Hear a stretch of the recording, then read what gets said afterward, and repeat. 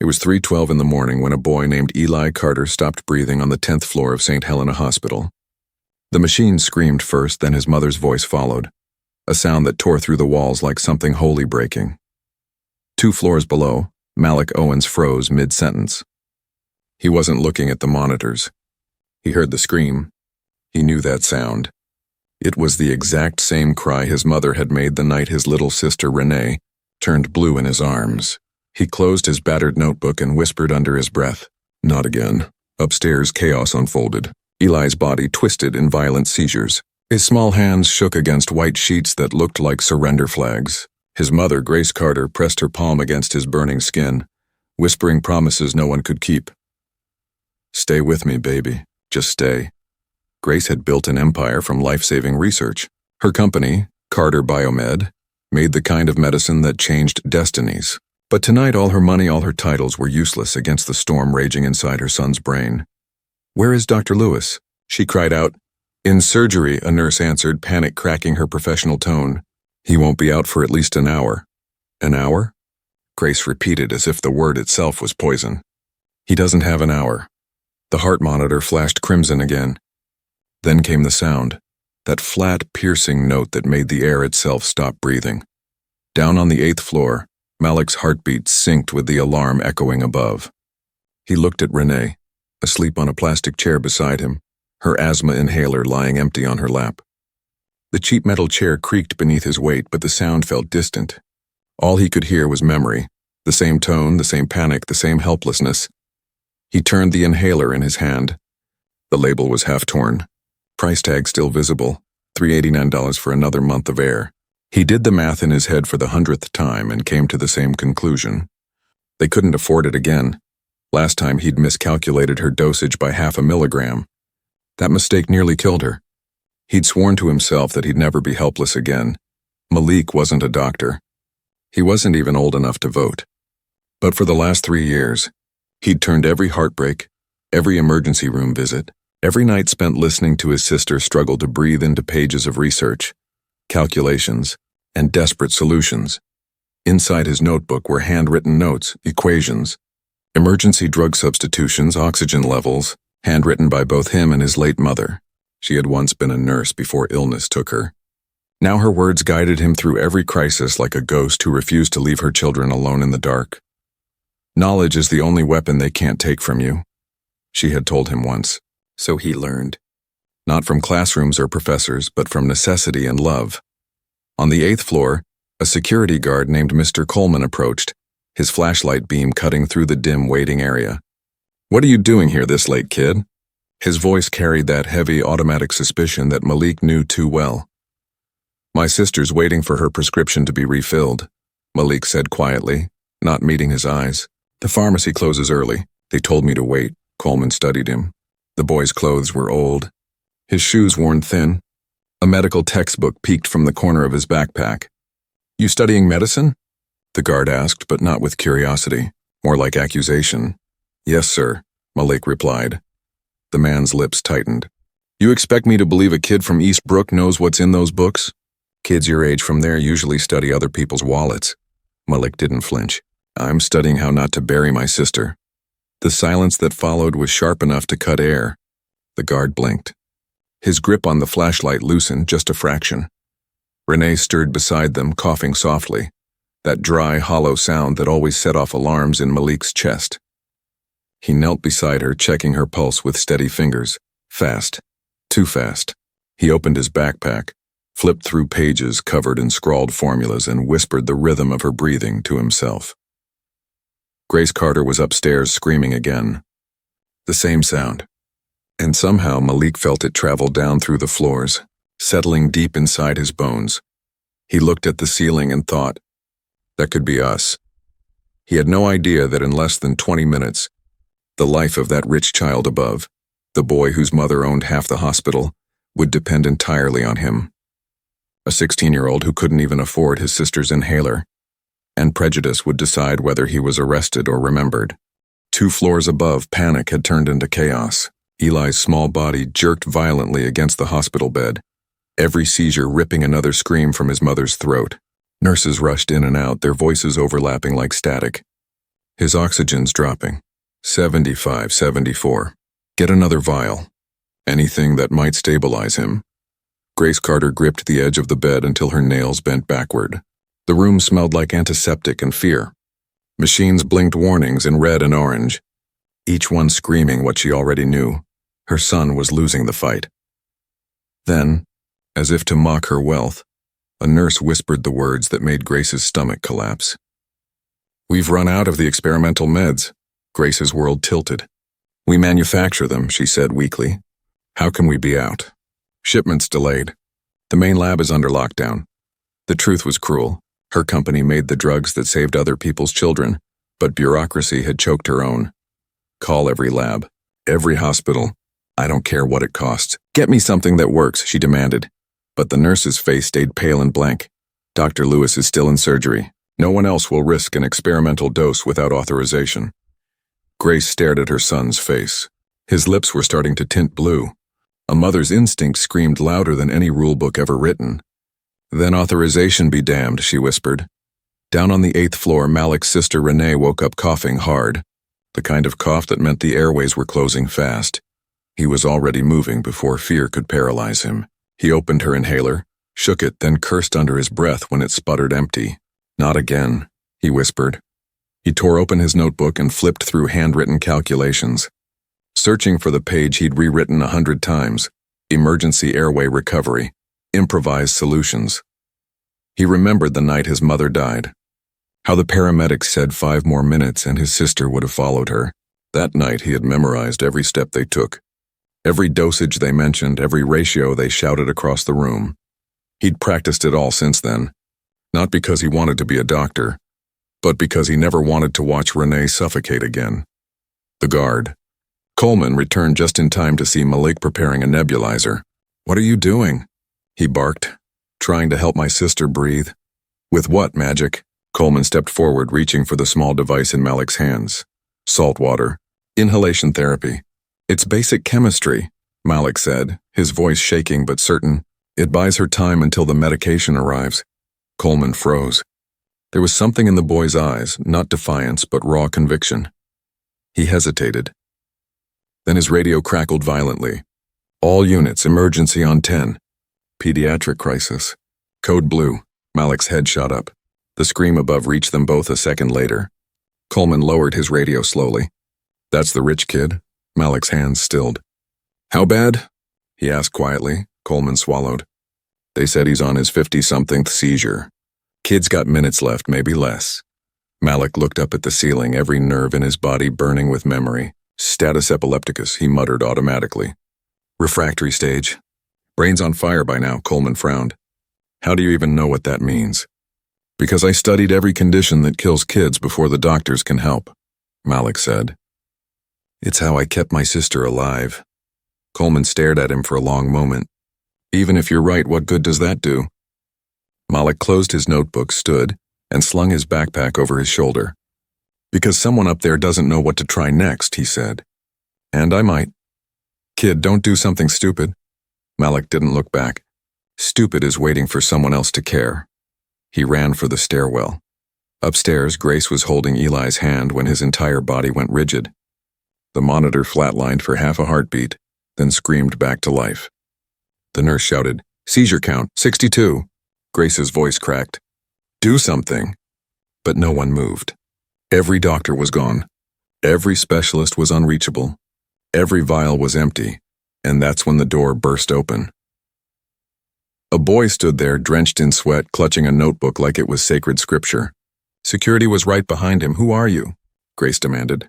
Malik didn't hesitate. "The person who knows what's happening to your son." Coleman grabbed his arm. "He's just a kid." Malik shook free. "Turn him on his side, now." 30 degrees. His brain's drowning in its own storm. "You've got 2 minutes before he crosses the threshold." The nurse froze. Grace hesitated only a second before shouting, "Do it!" They rolled Eli's body gently, and within moments the violent spasms slowed by a fraction. "How did you know that?" Grace whispered. "Because I've seen it before," Malik said. "And I know what comes next if we don't act." The monitor beeped faster again, red flashing like an execution timer. Coleman's voice shook. "You'd better be right about this." Malik's hand went to his backpack. I don't have to be right. I just can't afford to be wrong. The storm in Eli's body wasn't the only one in that room anymore. It had found a new home in Malik's trembling hands, and every second was counting down to the moment the world would have to decide whether it believed in miracles that wore secondhand sneakers. Grace's breath caught as Eli's convulsions returned, more violent than before. The heart monitor screamed a merciless rhythm. He's burning up, the nurse cried, her voice cracking under pressure. His temperature spiking fast. Malik leaned over the bed, scanning the monitor, his brain firing faster than his fear. 104.2. That's not just fever. That's post-seizure hyperthermia, he said. Grace blinked at him, startled by the authority in his tone. What does that even mean? It means his brain's cooking itself alive, Malik answered.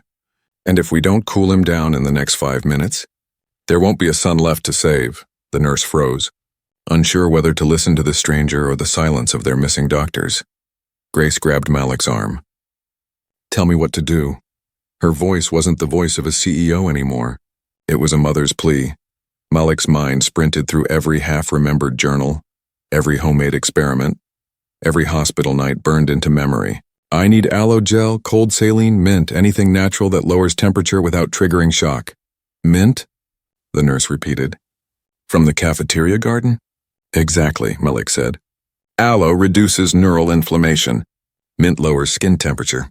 Together they might give us a window to save him. Coleman stared. You're talking about garden plants like they're medicine. Malik looked up at him. When medicine's locked behind money, you learn what else the earth gives. Grace didn't question it again. Go get it. Coleman hesitated, then turned and sprinted toward the elevators. For the first time in 15 years of guarding hallways, he ran not to stop someone, but to save a child. Grace held Eli's hand as Malik prepared the saline drip. She whispered softly to her son, You're going to be okay. Someone's fighting for you now. Her tears fell silently on the white sheets. Malik's voice cut through the hum of machines. I've seen this before. My sister's lungs did the same thing. Body goes into chaos. The brain loses its rhythm. You can't fight panic. You have to trick it into calming down. Grace watched him work, her world narrowing to his trembling hands and her son's pale face. How old are you? She asked suddenly. 16. 16, and you're saving my son? He didn't look up. I'm trying to make sure nobody loses theirs the way I almost did. The elevator doors opened. Coleman burst back in with a handful of crushed mint leaves and a half-empty tube of aloe from a first aid kit. Closest thing I could find, he said. Malik smiled faintly. It'll work. He began mixing the ingredients into a paste with chilled saline, his motions fast and sure. When I say now, apply it to his temples and wrists. Grace nodded, her shaking hands hovering over the mixture. Eli's body shuddered violently, monitors screeching louder. His temperature climbed higher, 104.5, 104.8, 105 now. Malik shouted. Grace pressed the cool mixture onto her son's skin. The mint scent filled the air, sharp and alive. For a long moment, nothing happened. The nurse's eyes filled with tears. Coleman muttered, Please, kid. Don't let this be another false hope. Then the monitor beeped once, steady. Then again, Eli's muscles relaxed. His breathing deepened. The red on the screen faded to orange, then yellow. The nurse gasped. His vitals are stabilizing. Grace looked at Malik as if seeing something sacred. You did it. Not yet, he said. He's still on the edge. Minutes passed like lifetimes. Eli's fever began to drop. 104.4, 103.9, 103.1. Grace whispered through tears, Please don't stop. Malik nodded. I won't. He checked his notes, his eyes scanning for the next risk. If the temperature keeps falling too fast, we'll hit hypothermia. Keep the balance steady. Grace and the nurse followed every instruction as if his words were divine law. In that room, the lines between wealth and poverty, experience and instinct had vanished. There was only the pulse of a child and the will to keep it beating. Then, as hope began to rise, the radio on Coleman's belt crackled to life again. Security, report immediately to room 1013. Unauthorized individual performing medical procedures. Possible criminal violation. Coleman's eyes met Malik's. They're coming for you. Malik's face stayed calm, but his hands never stopped moving. They can arrest me later. Right now, this kid's got 3 minutes left to live. The nurse spoke softly. If they take you away before he's stable, Malik interrupted. Then you remember everything I said. The method. The ratios. You finish it. Grace's voice hardened into steel. No one's arresting him. If they walk through that door, they go through me first. The nurse nodded, tears spilling. Ma'am, they'll listen to you. You're the hospital's largest donor. Grace glanced at her son, then at Malik. Tonight, I'm just a mother, and this boy's the only doctor who matters. Footsteps thundered down the hallway. Voices barked orders. Room 1013, move. Malik looked at the clock. 90 seconds until irreversible brain damage. He whispered to himself, Come on, Eli, don't make me too late. The door burst open, flooding the room with blinding fluorescent light and uniformed officers. Step away from the patient. One shouted. Grace turned, fire in her eyes. You step any closer and you'll kill my son. Behind her, the monitor beeped, once, twice, then a clean, steady rhythm. Every sound in the room stopped. Malik exhaled the breath he'd been holding for what felt like eternity. He's stable, the nurse whispered. He's really stable. Grace sank to her knees, sobbing into her hands. Eli's eyes fluttered open, just barely. Malik smiled softly. Hey there, champ. Welcome back. Coleman's radio crackled again. But no one was listening now. The boy who shouldn't have been there had just done what an entire empire of doctors could not. And outside that hospital room, the world was already waiting to decide whether to call him criminal or miracle. The officers hesitated at the door, caught between duty and disbelief. Grace still knelt by her son's bedside, shielding Malik with her body as if her stance alone could rewrite every rule that had failed her. One of the officers, a younger man with tired eyes, lowered his voice. Ma'am, we got a report about unauthorized treatment. We have to respond. Grace didn't look up. You'll respond by waiting until my son wakes up. Her words were steady, but her hands shook as she held Eli's wrist, counting each miraculous pulse. Malik stood in silence. His body trembled from exhaustion, but his eyes stayed on the monitor. The steady rhythm of the beeping felt unreal, almost like the sound of forgiveness. Coleman stepped forward. Officers, this kid didn't hurt anyone. He saved that boy's life with, well, I don't even know what, but he saved him. The older officer frowned. That's not for you to decide. We've got protocols. Malik finally turned. So did the hospital. And they were killing him. The younger cop looked at him closely. You really did this? Malik nodded once. I didn't have time to ask permission. Grace slowly stood, her voice now iron. He did what every trained expert here failed to do, and if you so much as touch him, I will make sure your department reads about it on every front page tomorrow. The nurse gasped softly but said nothing. Everyone could feel it, the air had changed. Grace Carter, one of the most powerful women in the city, wasn't speaking as a CEO anymore. She was a mother defending the boy who'd brought her son back from the edge of death. The older officer's radio crackled. A voice on the other end asked for a status report. He pressed the button slowly. Code blue resolved. Patient stable. He paused, eyes flicking toward Malik. No further action required. They backed away quietly.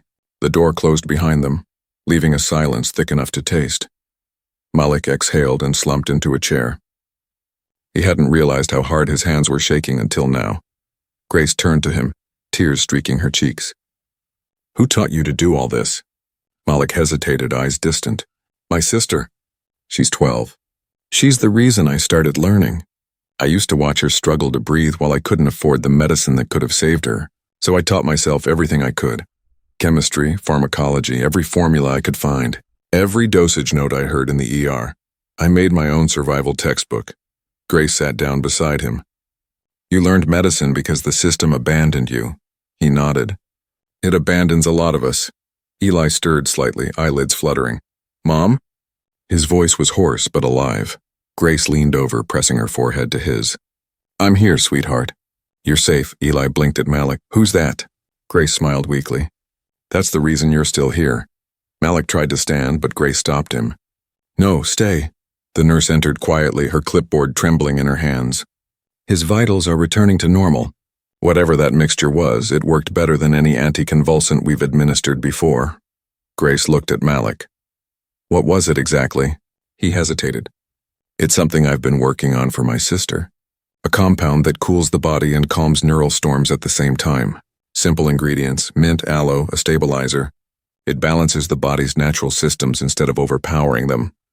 Grace stared at him, realization dawning. You created dual-action therapy, Malik shrugged. I didn't call it that. I just called it what worked. Her mind raced. Carter Biomed had abandoned similar research years ago. It had been considered too unstable, too costly, too unprofitable. She felt her stomach twist. The formula they'd shelved had just saved her son's life, because a poor teenager had finished what her entire research division couldn't. Coleman spoke quietly. Ma'am, if I may, this kid deserves protection, not punishment. Grace nodded. He'll have it. She turned to Malik. You've just proven something my entire company forgot, that science is supposed to serve people, not profit. He shook his head slowly. I didn't prove anything. I just didn't want another kid to die while someone was filling out paperwork. Eli coughed softly, his breathing steady. Mom, I'm cold. Grace covered him with a blanket, smiling through her tears. That's the first good problem we've had all night. The nurse laughed softly, the sound breaking the tension at last. Malik's voice was quieter now. He'll need observation for a few days. There could be delayed neural effects. Make sure they keep his temperature regulated and monitor his heart rhythm every hour. Grace looked at him in awe. You sound like a physician. He smiled faintly. I just sound like someone who's watched too many close calls. Coleman's radio beeped again, softer this time. He stepped out to answer it. Grace turned back to Malik. What's your sister's name? Renee. Where is she now? She's downstairs, probably wondering if I got us kicked out again. Grace almost laughed. Go to her. I'll handle the rest, he hesitated. The police, how they won't touch you, Grace interrupted. You're under my protection now. And tomorrow I want you to meet my research team. Malik froze. Why? Because we're rebuilding something real. The way medicine was supposed to be. And I need your mind at that table. He stared at her, unsure whether to believe it. She extended her hand. You saved my son. Let me help you save others. Malik took her hand. For the first time in years, he didn't feel invisible. He turned toward the door just as Renee appeared in it, led by Coleman. She ran into his arms, coughing lightly but smiling. You did it, didn't you? Malik hugged her close. Yeah, we did. Grace watched them, the image of two children from a world she'd never understood standing in her hospital like a living lesson. She whispered to herself, He didn't just save my son, he saved my soul. Outside, dawn crept over the skyline. For the first time, the light in the hospital didn't feel artificial. Grace didn't sleep that morning. She sat by Eli's bed as the sun rose through the windows, the first light touching his cheeks with warmth instead of fever. He was breathing evenly now, a soft rhythm that felt like music after a night of sirens and screams. Malik sat quietly in the corner, half afraid to speak, half afraid to leave. He'd been awake for more than 20 hours, but his mind wouldn't rest. He kept watching the monitor, every beep a reminder that he had gambled with everything and somehow won. Grace finally broke the silence. 3 years ago, my company was testing a treatment for pediatric seizure fever. We called it Project Haven. It failed in every trial. The data was shelved. Malik looked up. What went wrong? We were too focused on profit, she said quietly. Too focused on selling what we could patent, not saving who we could reach. Your formula, what you made, was the missing piece. The body's natural cooling and calming working together. It's beautiful science, Malik, and it's medicine born from love. He swallowed hard, unsure how to respond. I just wanted my sister to live. That's all I ever wanted. Grace smiled, tired but sincere. That's exactly why it worked. The door opened softly. Renee stepped inside, her small hand clutching Coleman's. Her cough had quieted, her eyes bright. She saw Eli sitting up against the pillows, a weak grin on his face. You're the boy my brother saved? She asked shyly. Eli nodded. Guess so. He's kind of a superhero, huh? Malik laughed, shaking his head. No, I just got lucky. Grace stood. No, Malik, heroes are the people who act when luck runs out. For a long moment, nobody spoke. The only sound was the soft beeping of a heart monitor and the faint city hum waking outside. Coleman cleared his throat. Ma'am, there's press outside. Someone leaked the security footage. It's all over the news. Grace's brow furrowed. Footage? Security cams, he said. The whole thing. The seizure, the treatment, you standing in front of the police. The world's watching, ma'am, and they're calling him a miracle worker. Malik froze.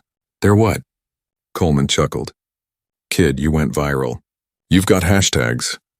Grace walked to the window, looking down at the flashing cameras below. Let them film. Let them see what happens when courage matters more than credentials. She turned back to Malik. You just changed everything. Medicine, compassion, maybe even me. He looked uneasy. I didn't want attention. I just wanted to help. She nodded. Then let the attention help you. You'll need it for what comes next. Later that day, a press conference filled the hospital lobby. Grace stood beside Malik, cameras flashing, microphones thrust forward. She spoke clearly, her voice steady. Last night, a 16-year-old boy saved my son's life. His name is Malik Owens. He had no license, no degree, no privilege, just knowledge, love, and a refusal to give up. He represents what medicine should be. Reporters shouted questions, but she continued over them. Effective immediately, Carter Biomed is founding the Renee Initiative, a program dedicated to developing affordable, accessible treatments for children in crisis. Malik will lead its first research team. Gasps rippled through the crowd. Malik stared at her, stunned. Lead?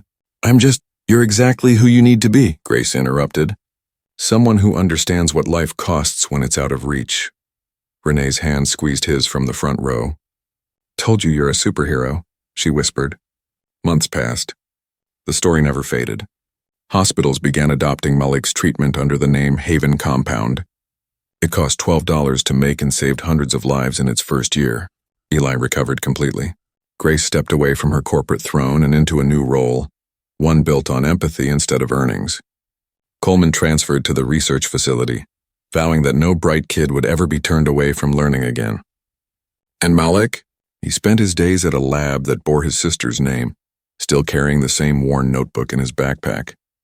Not as a symbol of what he lacked, but of what love could build when no one believed in it. One evening, he sat in the same hospital garden where it had all begun. The mint plants glowed under soft lights. Renee chased Eli between the flower beds, laughing freely for the first time in years. Grace joined him on the bench. Do you ever think about that night? She asked. Every day, he said. It reminds me that knowledge means nothing if you don't use it to save someone. She smiled. You changed the world, Malik. He shook his head. No. Love did. The wind carried the scent of mint through the garden, cool and sharp. For the first time in a long time, Malik breathed without fear. The boy the world once doubted had rewritten the rules of healing, not with degrees or titles, but with a heart that refused to surrender. And somewhere inside that hospital, where lights flickered softly against steel and glass, a new truth lived. Sometimes the cure the world needs most is the one it almost ignores. The night that began with sirens ended with silence. Not the silence of loss, but of peace.